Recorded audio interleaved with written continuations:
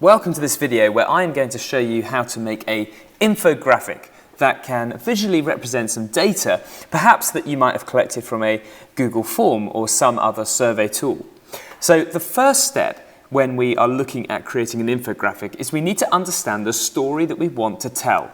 There's no point jumping straight in, putting loads of graphics in, looking at the color, the fonts, tempting as that might be, if we don't know what the message is that we're trying to get across. So if you've used Google Forms to create a survey, then you should now have some responses.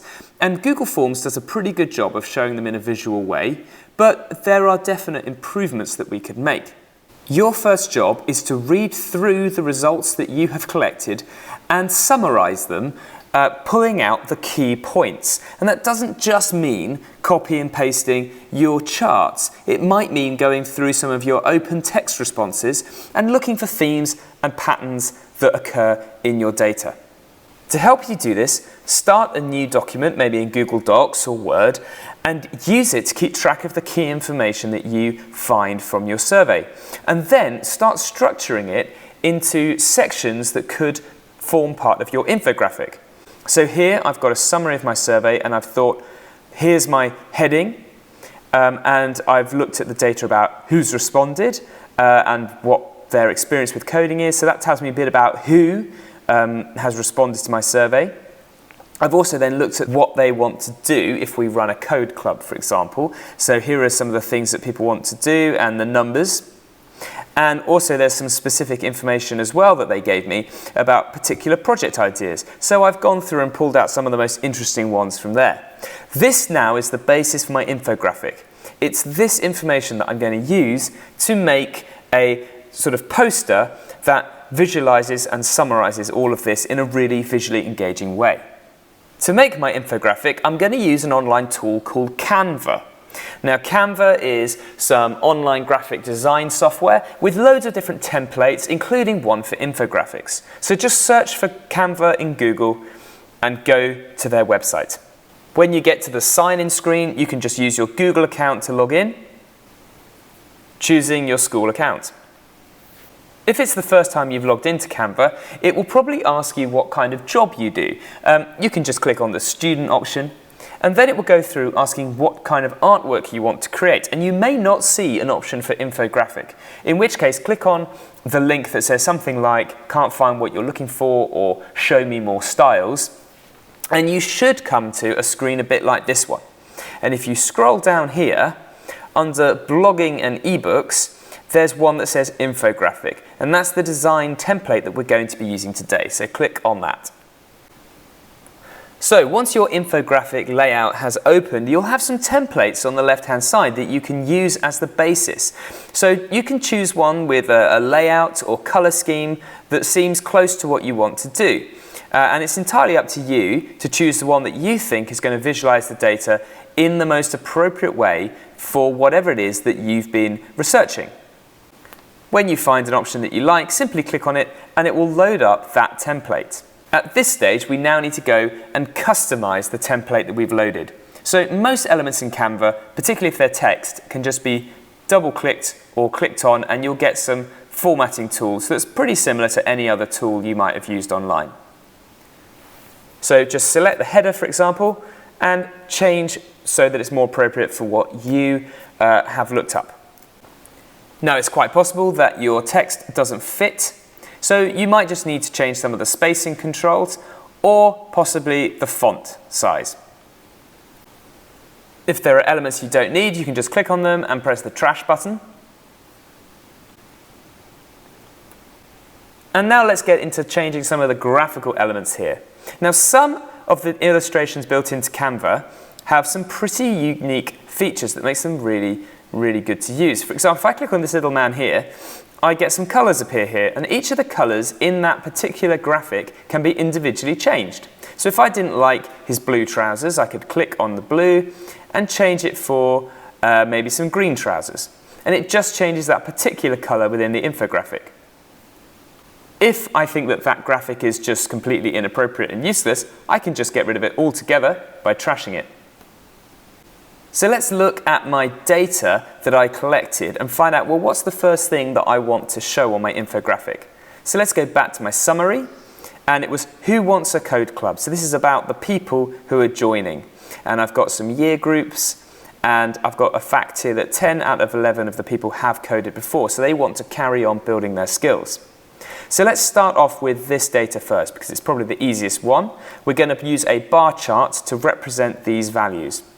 Now, fortunately, my template already has a chart, but if yours doesn't, you can just go to Elements and Charts, and you can click and drag in a chart style that you think is going to be suitable for your infographic. Once you've got your chart in there, if you click on it, again, you can change some of the colors. And if you choose a base color, it will update the other colors to be complementary. You can also change the data by clicking on the data. And here's where we can change the labels and the values. So I'm going to have some labels for each year group. And now I just need to put in the values.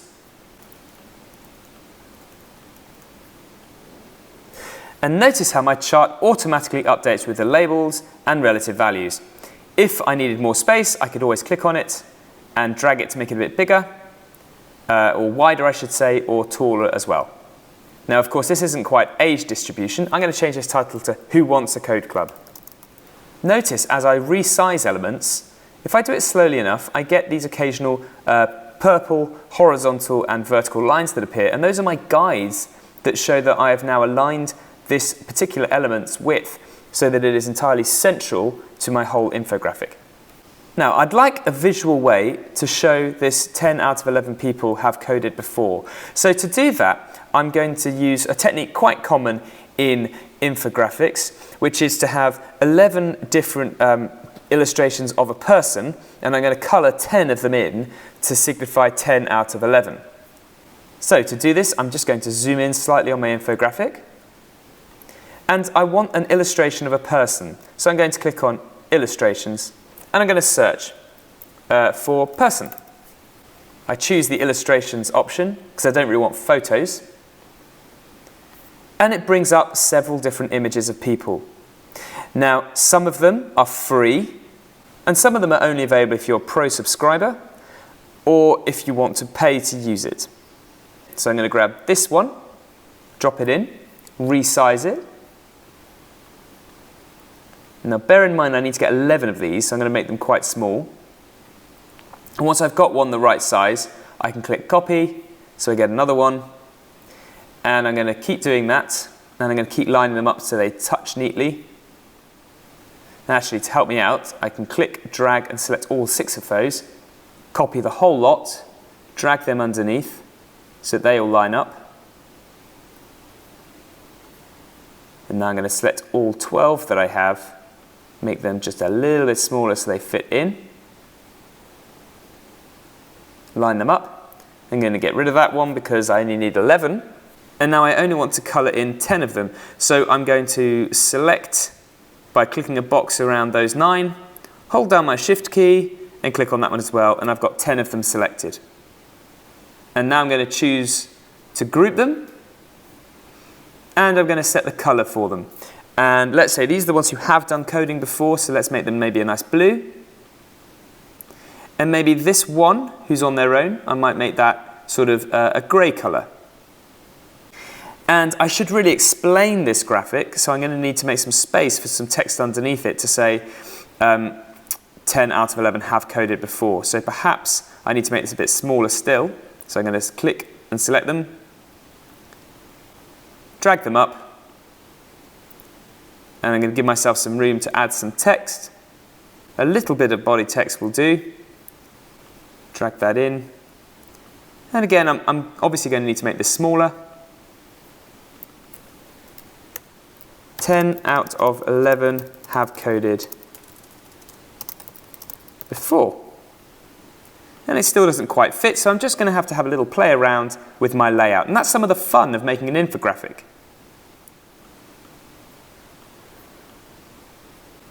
Now, one of the next things that I wanted in my results is to say, what do people want to do at the Code Club? And one of the most popular things is making Raspberry Pi projects. Now, it would be really nice to have a Raspberry Pi logo in here, but unfortunately Canva doesn't have one. But that's okay because we can upload our own logos.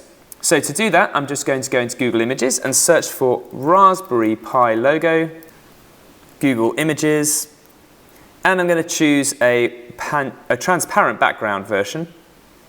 This one looks good. Click on that. View the original image. And I can just right-click, save that image onto my desktop, and it will download. Back in Canva, I can now go to Uploads, upload my own image, choose the Raspberry Pi logo that I've downloaded, and it will upload to Canva. Once it's uploaded, I can just drag and drop it straight onto my infographic, and I can resize it as if it was any other graphic element. I can't change any of the colors within the graphic, but I can resize it and I can use it. So that's pretty much good enough for me. So there now I've just included the fact that 5 people want to make a Raspberry Pi project. And obviously I can go on and on doing the same things with the other information in the summary that I have of my survey. There are loads of different elements that you can drop into your infographics within Canva. You just need to search for them. There are shapes that you can use for backgrounds. There are these illustrations that we've already looked at. There are icons, which have some very useful ones, including all sorts of things that would be great for device use, like little phones and computers. And there are many different types of charts, which are fantastic for showing numerical data, especially the way that they automatically update and the way the colors match your designs. So it's up to you to decide what you want to do with your infographic and how you are going to display the data that you have collected.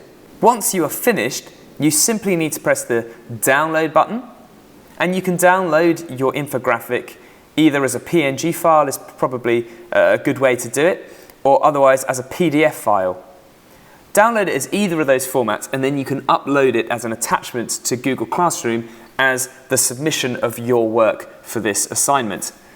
If you're really proud of what you've made, you can also share it, and then you can get a link which you can share with your friends and family, and they'll be able to go to it and see the work that you have produced. So get cracking, have some fun, really enjoy this one. Make sure though that you are clearly communicating what it is that you're trying to get across, and you're not too distracted just by all the different graphics and colors and images that you could use. The key thing of your infographic is it needs to tell a story. It needs to get across the information in a visually engaging way that is very clear and very quick to understand.